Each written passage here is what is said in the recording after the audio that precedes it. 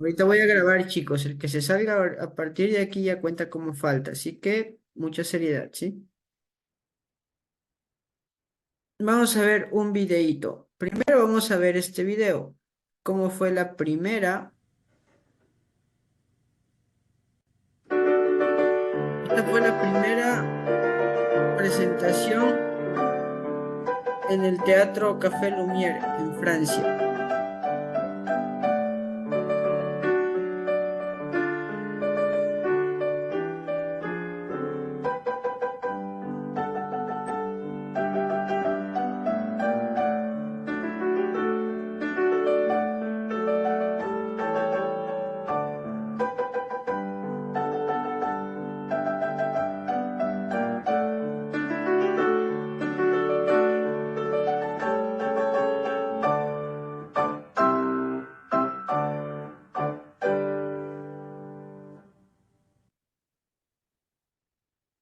Aburrido, ¿no? Porque para nuestro cine contemporáneo,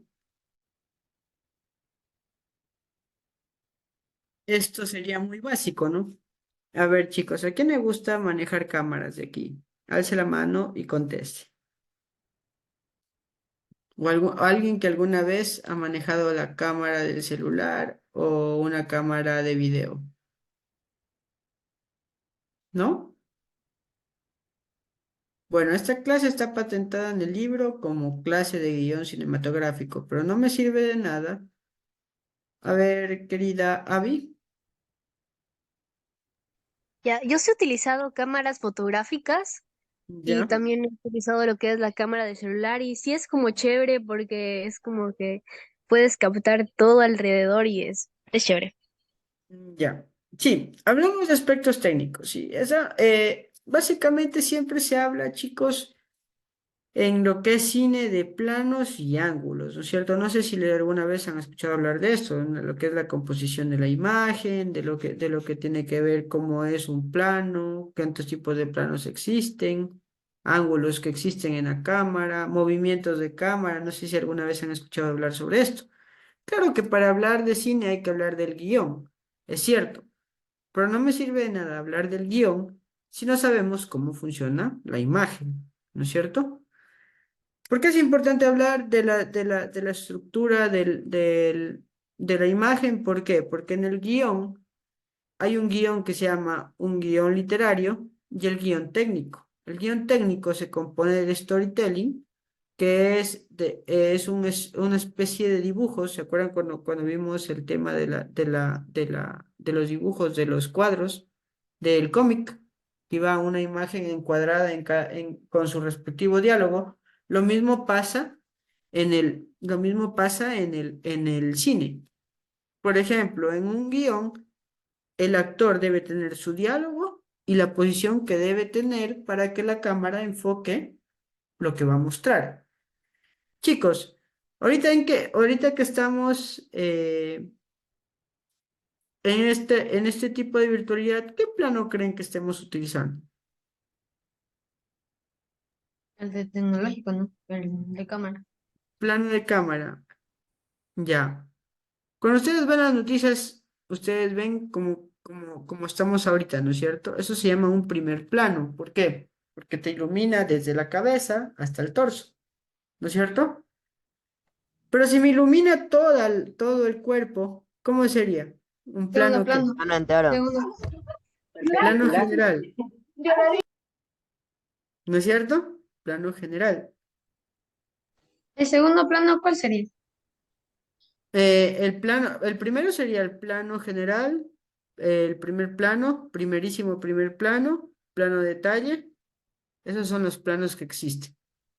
No los puedo identificar ahorita aquí porque no les puedo explicar. Si me paro no me van a ver, entonces no tendría sentido que les muestre lo que es el primer plano ni el plano general, ¿no es Pero cierto? puede alejar un poquito más la cámara. Ahí sí, creo que sí se puede. ¿Perdón? Que sí que, que se puede alejar un poquito más la cámara para explicar. Está muy atrás, pero bueno. A ver, primer plano de aquí hasta aquí. Plano general de aquí hasta el pie. para que ustedes cuando hagan práctica con una cámara, siempre tienen que dejar un espacio entre la cabeza y el ambiente, entre los pies y un poquito de suelo. ¿Por qué? Porque si no la imagen se distorsiona, ¿sí? En video es así, en fotografía es lo mismo. La composición de planos le da armonía a la imagen y hace que una imagen sea más entendible, ¿no es cierto? Hablar de planos es hablar de cómo va estructurada la cámara, el ente de la cámara, pero hablamos de ángulos. Por ejemplo, tenemos ángulo picado, contrapicado. El que va desde arriba hacia abajo es el contrapicado y el que va de abajo hacia arriba es el picado. Se han visto que hay gente, se han visto que hay fotógrafos que se ponen así, ¿no? Desde abajo hacia arriba. Y hay fotógrafos, por ejemplo, el dron hace un ángulo que va de abajo hacia arriba y se ve chiquito, como podríamos decir, ¿sí?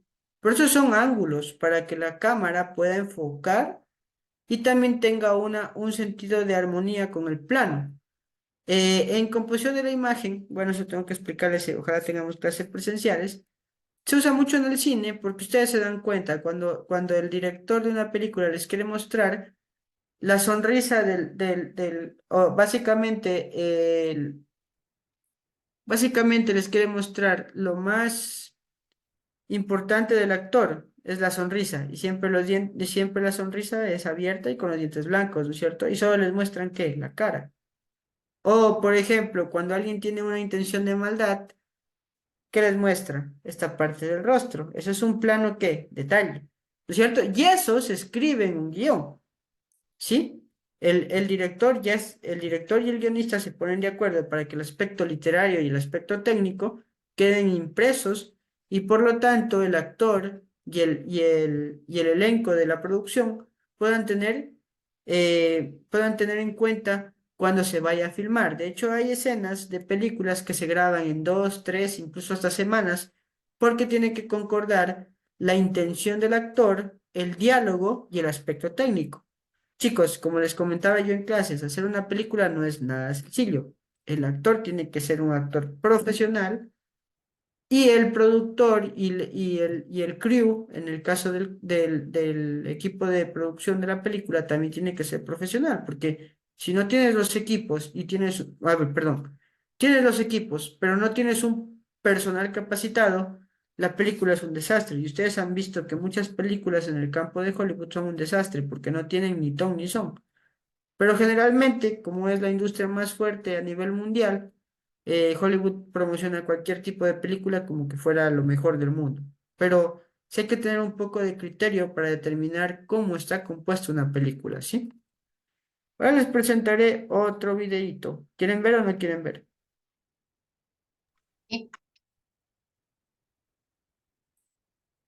A ver, chicos, este está explicadito. Chana Ivy,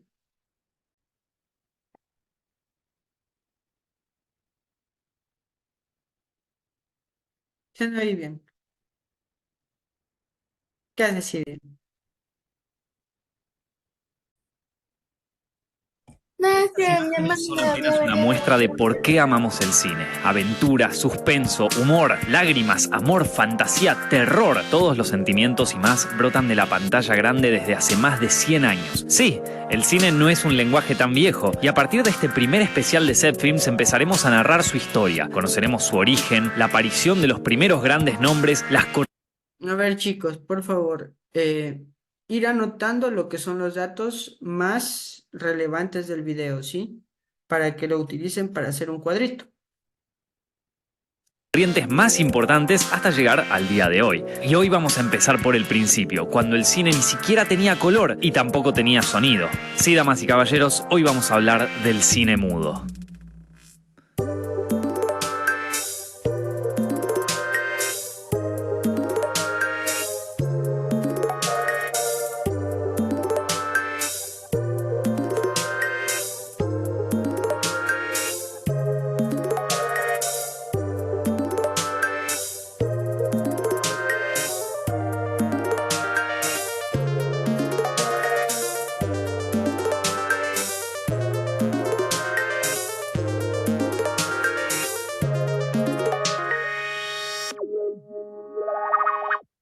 obsesión por la imagen en movimiento viene desde siempre, y con desde siempre nos referimos a la prehistoria. En las famosas cuevas de Altamira, en España, entre otras pinturas rupestres, figura el dibujo de un jabalí de 8 patas. No era un ser monstruoso que habían inventado. El anónimo y primitivo ilustrador había querido recrear a la bestia en acción. Jamás imaginó que con esto se convertiría en el primer animador de toda la historia. Sí, podríamos decir que fue un pionero del cine. Más adelante, los egipcios, los griegos y los romanos también mostraron su preocupación por capturar a través de dibujos sucesivos la idea del movimiento. En Asia aparecieron las sombras chinescas, que consistían en juegos de sombras sobre una superficie blanca, iluminadas por luz ubicada a espaldas de la gente. A su vez, las sombras chinescas inspiraron en el siglo XVII la creación de la linterna mágica. Este aparato óptico consistía en una caja que tomaba imágenes del exterior y las proyectaba en su interior para luego funcionar a la inversa. Pero la época decisiva para el surgimiento del cine fue en el siglo XIX. En Gran Bretaña ya estaba en marcha la revolución industrial desde el siglo anterior, lo que trajo un gran número de avances tecnológicos como la electricidad y la locomotora a vapor. Avances que modificaron para siempre aquella parte del mundo y luego a Europa en su totalidad, ya que se estableció la producción en serie, el desarrollo del capitalismo, la migración del campo a la ciudad y la independencia económica. Las innovaciones estaban a la orden del día.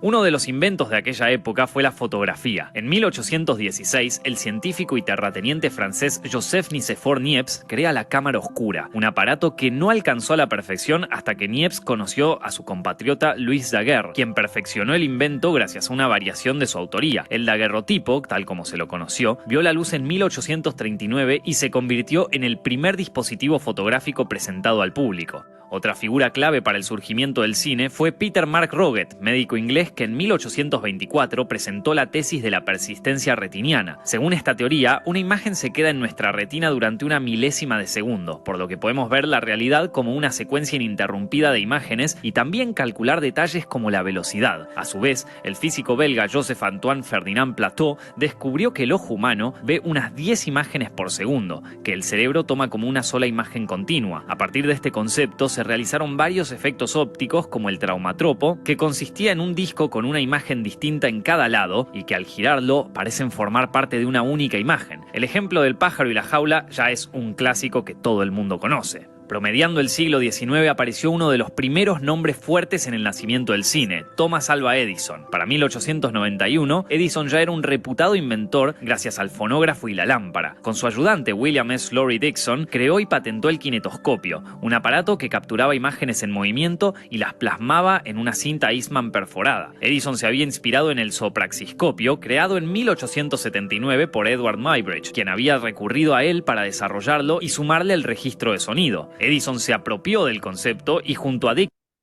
Chicos, un momentito, ¿sí?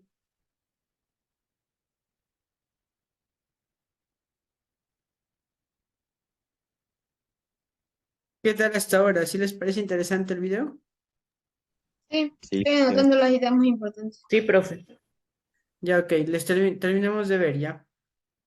Para los que no, a ver, chicos, para los que no pueden ver el video ahorita, les voy a enviar en la clase, ya voy a crear la clase para enviarles el link, ¿sí? Para que puedan hacer el cuadro.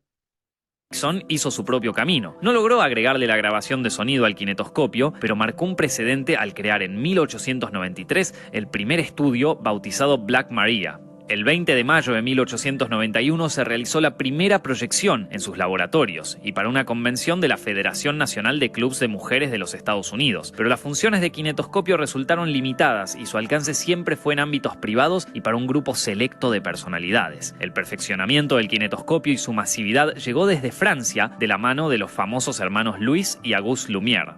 Ambos crecieron en Lyon y trabajaban en el taller fotográfico del padre, Antoine Lumière. Auguste se desempeñaba como administrador, mientras que Louis, físico de profesión, contribuyó a perfeccionar el proceso de fotografía. En 1892 se interesaron por la tecnología para plasmar imágenes en movimiento. Por medio de Antoine adquirieron un kinetoscopio y tras estudiarlo en detalle decidieron crear su propio dispositivo, más simple que el anterior, que servía como proyector y como cámara, el cinematógrafo. El cinematógrafo Lumière funcionaba girando una manivela que ponía a correr cinta de celuloide a 16 cuadros por segundo debido a la teoría de la persistencia retiniana. Por eso las imágenes se ven aceleradas, lo que caracterizó las películas mudas de aquella época. El aparato no contaba con la capacidad de registrar sonido directo, solamente imágenes, pero esto ya alcanzaba para asombrar y cautivar a todos los presentes. Tras patentarlo el 13 de febrero de 1895, los Lumière probaron el cinematógrafo realizando una serie de filmaciones que se presentaron en universidades y en ámbitos elitistas, pero en vez de guardarlas como objetos de estudio para unos pocos, optaron por mostrarlas a todo el público. Gracias a un colega fotógrafo de Antoine, dieron con el Salón Indien en el sótano del Gran Café, ubicado en el Boulevard de Capucines en París. Era un salón con capacidad para apenas 100 personas, por lo que pasaría desapercibido si la muestra no era un total éxito. La primera proyección pública tuvo lugar el 28 de diciembre de 1895. Las 33 personas que concurrieron ese día presenciaron un verdadero acontecimiento. Los cortos que componían aquella exhibición mostraban situaciones y personas de la vida diaria, pero el encanto residía en que se estaban moviendo, en que parecían vivas dentro de la pantalla. Los pocos presentes difundieron la noticia del nuevo invento. La prensa le dedicó toneladas de notas y al poco tiempo era un suceso masivo.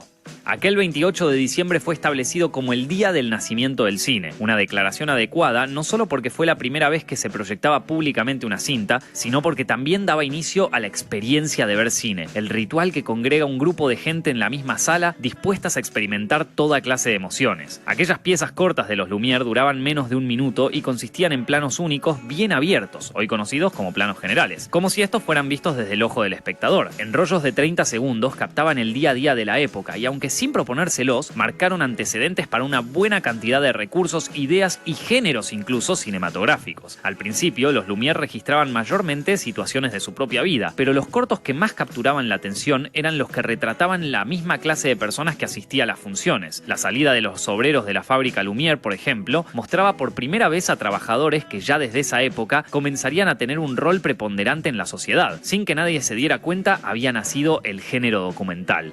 Sin embargo, la obra de los Lumière que más enloquecía a los espectadores era la llegada del tren a la estación Ciotat. Todos gritaban al creer que la locomotora se les venía encima. Pese a su intención naturalista, fue el germen de la capacidad del cine para brindar emociones fuertes como miedo, adrenalina y risas. Además, el corto El regador regado presenta un jardinero de los Lumière al que le hacen bromas con su manguera, generando situaciones graciosas. Mediante estos gags nacía la comedia en la pantalla. Los Lumière habían tenido la visión para crear el cinematógrafo y para mostrar su funcionamiento, pero no pensaban en el alcance de su invención, lo veían como un medio para fines científicos. Pero enseguida comprendieron su popularidad y de la mano de un buen número de camarógrafos empezaron a registrar acontecimientos deportivos, sociales y políticos de otras partes del mundo. Habían creado los noticieros. News on the march.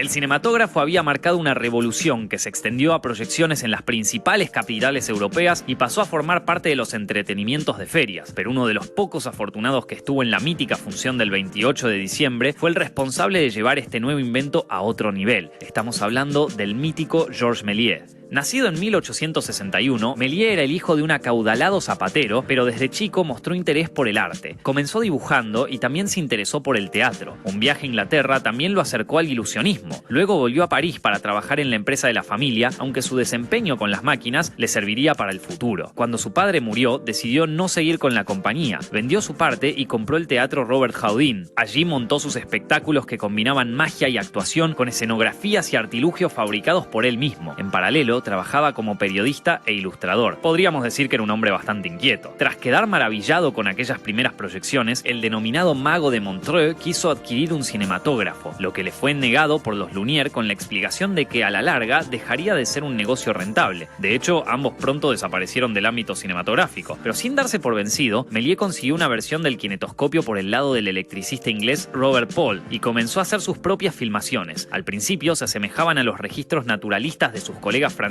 y de otros precursores, pero en un momento hizo un descubrimiento. Durante un rodaje que tenía en la Plaza de la Ópera, la cámara se atascó y debió arreglarla en el acto para que volviera a funcionar. Cuando vio el material filmado, notó que una toma con hombres saltaba a otra con mujeres y que un autobús se transformaba de golpe en un vehículo fúnebre. De casualidad, Méliès había descubierto la que sería una herramienta fundamental del cine: los efectos especiales, el corte y, por qué no, el montaje. De esta manera, decidió experimentar por ese lado y usó sus hallazgos para crear mágicas obras de ficción. A lo largo de cortos cada vez más ambiciosos, Méliès innovaba con trucos de cámara que funcionaban como extensión de su oficio como mago. Para ser más exactos, Méliès inventó el fundido a negro, el fundido encadenado, la sobreimpresión y la ilusión de objetos que se mueven solos y personas que se transforman en otras o en seres de fantasía. También construyó decorados, supervisó vestuarios y se encargó de la continuidad narrativa, ya que le interesaba contar historias y no quedarse en trucos asombrosos. Los cortos de Méliès incluían criaturas mágicas, demonios, fantasmas, logrando hacer posible lo imposible, pero ninguno sobresale tanto como Viaje a la Luna de 1902. Inspirada en los libros de Julio Verne de La Tierra a la Luna y Los primeros hombres en la Luna, esta epopeya con humanos que hacen contacto con los selenitas, unos humanoides lunares, es la obra cumbre del director. Asimismo, sigue siendo la piedra fundacional del cine fantástico, sobre todo la ciencia ficción. Al igual que Edison, Méliès montó su propio estudio, todo vidriado para aprovechar la luz natural, y él mismo hacía de director, actor, productor, escenógrafo y hasta revelaba los negativos, pintaba algunos fotogramas y salía a vender sus invenciones. Méliès rodó alrededor de 500 cortos, pero solo se conserva una décima parte. La llegada de la Primera Guerra Mundial en 1914 fue uno de los motivos por los que su negocio terminó en la ruina. Retirado y olvidado por sus padres y por el público, se dedicó a atender una juguetería en la estación ferroviaria de Montparnasse. Fue redescubierto en 1925 y pudo vivir sus últimos días gozando del reconocimiento y el respeto que merecía. Los hermanos Lumière, al igual que Méliès, no estaban solos en estos amaneceres del cine. También podemos nombrar a otras figuras que tuvieron su importancia y en más de un caso alcanzaron la categoría de marcas. Charles Pathé fue el primero en tratar de sincronizar seriamente imagen y sonido, mezclando fonógrafo y el cinematógrafo. Los resultados no fueron muy satisfactorios, pero significaron un gran paso. De todos modos, Pathé eligió seguir vinculado al cine desde la producción y la distribución, y terminó fundando una de las empresas más emblemáticas que lleva su apellido. Uno de los colaboradores artísticos de Pathé era Ferdinand Seca. A principio ejerció tareas delante y detrás de cámara. Tal como lo hizo Méliès, él también incursionó en la fantasía, incluso innovando al filmar con tamaños de planos más cerrados, pero en 1913 abandonó las cámaras y se dedicó al área comercial de Pathé. También en Francia, Léon Gaumont inició sus actividades como vendedor de proyectores, pero se volcó a la producción, donde se convirtió en un hombre fuerte a nivel mundial. Alice Guy, su secretaria personal, tiene el honor de haber sido la primera en haber filmado una película narrativa, El Hada de los Coles, en 1896. Desde Gran Bretaña, la escuela de Brighton, formada por un grupo de fotógrafos, hizo una serie de pruebas que serían revolucionarias. A la par de Méliès, descubrieron y desarrollaron el montaje, es decir, la acción de unir dos fragmentos de cinta para lograr la continuidad o darle otro sentido a la película. Y la escuela de Brighton también fue la primera en rodar una misma situación desde distintos ángulos. Entre los nuevos directores también apareció un ex colaborador de Edison, el estadounidense Edwin Porter. Su obra maestra, Asalto y robo de un tren, de Chicos, lo dejamos hasta allí porque ya se va a acabar el tiempo de la primera hora. Van a tener 10 minutos de descanso. Me avisan qué tal estuvo la presentación del video. ¿Qué entendimos? Profe, a mí, o sea, yo solo escuchaba el audio y la pantalla no se movía, se quedaba estática. Exacto. Lo mismo me pasó a mí. Sí, pero Sí, eso a mí ya también me pasó. Pero igual estuvo interesante. ¿Escucharon? Yo solo escuchaba, no veía porque estaba. escuchó nomás. Sí, a mí la pantalla se me yo- congeló a mí- también. A mí se me congeló la pantalla y el audio. Debe ser el internet. De todas maneras, chicos, no hay problema. Les paso el enlace por aquí, si pueden lo revisan. Ya, listo. Perfecto. En la próxima hora vamos a seguir viendo el documental. Si pueden en estos 10 minutos mientras descansan, se ponen a verlo. Y ahí está para todos, ¿no es cierto? Esperen, quiero enviarlo para todos. ¿En dónde lo voy a enviar, dice? Aquí, al chat de aquí. Ah, ya. Espérenme, chicos, espérenme. ¿Ya les llegó a este chat? Sí. Sí, ¿A listo. todos? ¿A todos los que estamos conectados? Sí, es para Sí, sí. todos. ¿Sí? Entonces, Sí, sí. chicos, entonces, vean el video, los 10 minutos que tiene y la otra hora conversamos, ¿sí? Ya se acabó esta hora y me avisan qué tal les parece, cómo ven las imágenes, si hay interacción, si es que ha tenido una evolución. Esto tienen que contestarme, si ha tenido una evolución con lo que conocemos ahora del cine. Todo eso vamos a conversar, ¿sí? Por favor. Bueno, ya me conecto a la segunda hora. Ustedes tienen el link, ¿no es cierto? ¿No hay problema por eso? No. Ok, bueno, gracias chicos, nos vemos en la siguiente hora, ¿sí? Ok, chao, profe.